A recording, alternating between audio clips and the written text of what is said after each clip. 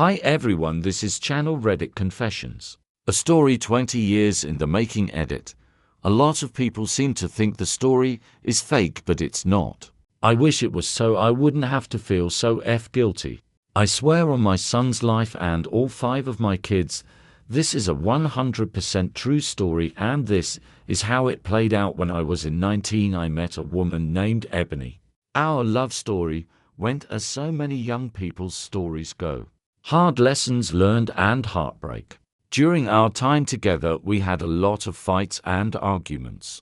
She would say things to me like, "You're not you're never going to be nothing," basically saying anything she knew that could get under my skin and cause me harm. After about 2 years of this, I removed myself from the relationship because I could no longer take it. Even though the relationship was toxic and unhealthy, I do not regret it one bit, because it taught me some valuable lessons about things that I'm no longer willing to tolerate in any future relationship going forward. Secondly, we had a son together, which in the end was well worth it. One of the last arguments we had before we separated, I told her the following: "In this game of life, I will not lose. I promise you this. When everything is said and done, I'll be on top and you won't.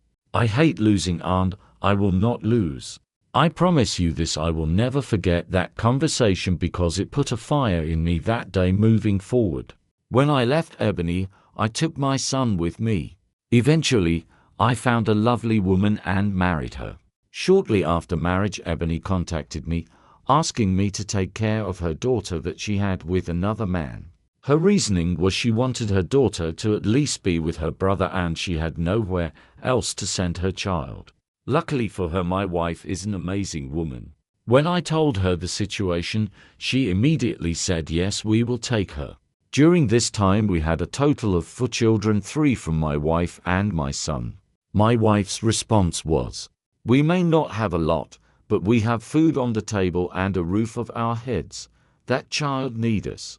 I'm not going to sit here and let a child that has nowhere to go suffer." So my wife and I took the child in and raised her as our own. I told Ebony I will take the children and raise them. So I told Ebony the following: "You do not have to pay me child support. You do not have to send any money. I want you to be with our kids and have a good relationship with them, but first you need to be stable. So here's the deal. I'm going to give you 5 years to go to school, get a college education, make something of yourself. This way you can be stable and help raise our kids together." Personally, I felt like this was a good deal for her. I'm basically taking 2 children, one of them that is not biologically my kid nor my responsibility, and raising them for the next 5 years. During this time, my wife and I went to school full-time, work full-time jobs, and I also had a part-time job to put food on the table on the weekends. Over the next 5 years, I watched Ebony do absolutely nothing with her life. Every time I would contact her, she would be partying, drinking, and showing up with new tattoos. Over those 5 years, I would gently remind her what she should be doing with this time. In response, I was told to shut up. I was told multiple times that I'm not her father. I was told how weak, pathetic I am. I'm a piece of blah blah blah. After 5 years, my wife and I had improved our lifestyle dramatically. I came back to Ebony and asked her what has she done those 5 years, even though I already knew the answer. Eventually, I ended up putting her on child support because she was doing absolutely nothing to help me support these kids at this point, and she did absolutely nothing to better herself. Of course, after those 5 years of receiving literally no help, I'll take that back. That's not fair.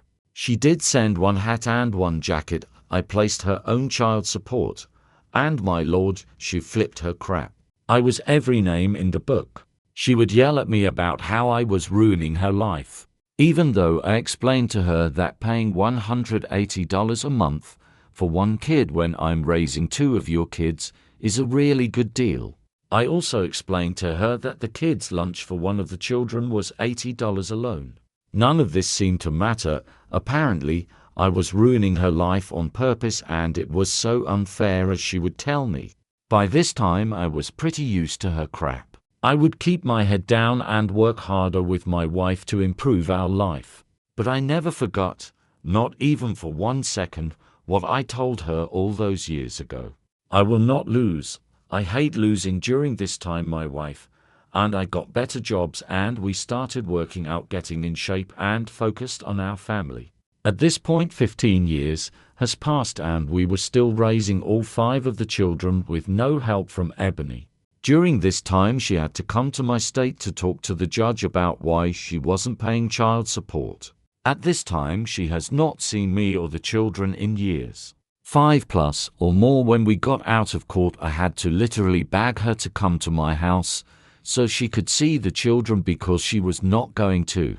I'm not going to lie, what happened next was one of the best feelings of my life and I will never forget it. Keep in mind, she is still telling me up to this very point, just a few days ago, how much of a piece of this I am. Ebony and her boyfriend pulled up at my house and got out of the car. I could see it all over their faces as they looked around the property. I greeted them and as I was doing so I noticed her mouth was literally open in amazement. The first thing her boyfriend said was, "Man, I'm not going to lie, you have a beautiful house and nice cars." Ebony said the same in disbelief. I remember Ebony asking me how much land did I actually own. So me wanting to rub it in her face a little bit, I took her to the edge of the road and point far into the distance and said, "You see that driveway way down there? I own everything from that point."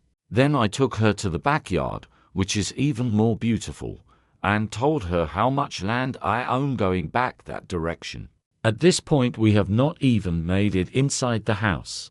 When we got inside of my home I took her on a tour and all I could hear throughout the walk was her boyfriend's saying how beautiful my home was. He made the comment that I was doing it big over here, LOL.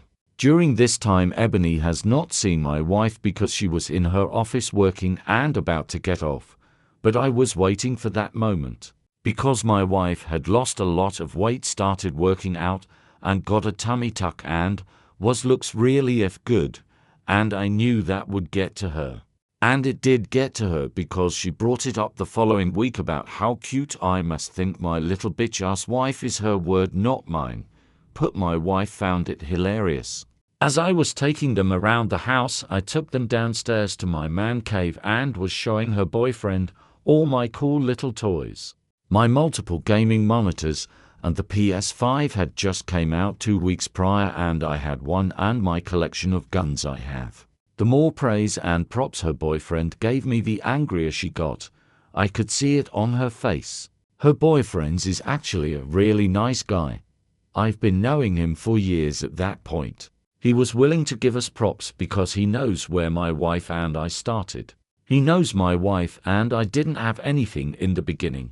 We were just living in a trailer, busting our ass to get something, and raising 5 kids all at the same time. As they were getting ready to leave, Ebony said, "I have to give it to you. You have a wonderful life, and you worked hard for it." Man, I wish I would have done the same. At this point I gently reminded her of our conversation all those years ago, when I told her I'm not going to lose.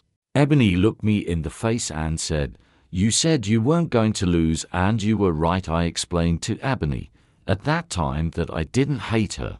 I never hated her. Even after everything we've been through, all I ever wanted was the best for her and our children. That's why I was willing to take care of them and give her the opportunity to have the exact same things I had. Honestly, at that point, I think it finally started to click for her for the first time in all those years. I had no way of knowing this at the time, but that was the very moment when Ebony became severely depressed and started drinking very heavily. I would not find this information out until years later. Talking to her boyfriend, I knew she was drinking. I just didn't know it was that much. Over the next 2 years, she would sometimes call me up upset, angry, crying, self-loathing. A lot of her anger towards me became passive-aggressive. She would make statements like, "We all don't have the perfect wife," or "We all can't take multiple vacations a year." At this point, all of my children were grown. or at least to the extent that Ebony and I no longer needed to have much, if any, conversations. Then one day out of the blue, Ebony calls me up. I can immediately tell that something's off. She wasn't sounding like herself.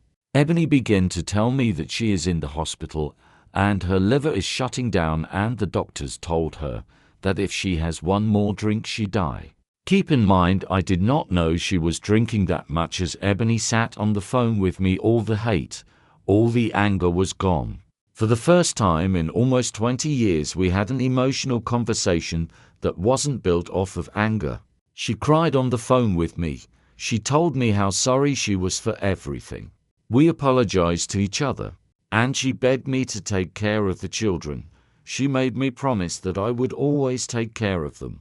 She told me how scared she was. I believe her because I could hear it in her voice. I'm not a very emotional person, but I'm not going to lie, I will never forget that conversation, and I think about her a lot. Ebony died 2 days later on the floor of a hotel room by herself. Several months after her passing, I called up her boyfriend to check up on him to see how he was doing. As we were talking, I mentioned to him the phone conversation I had with Ebony when she was in the hospital. Apparently, he was not aware of this conversation. He begins to tell me that he had no idea that Ebony was dying. He had no idea that her liver was shutting down. He had no idea how scared she really was. She never told him anything, and they were together for over 10 years. I miss Ebony. I have not told anybody this, not even my wife, except for her daughter, the one that I'm raising. I feel so guilty, and it eats away at me. In her last moments on this earth, when she was scared the most, she called me and no one else. RIP Ebony. I'll edit. It has been years, but I finally told my wife. I was thinking about Ebony after I got off work yesterday, and I cried all the way home.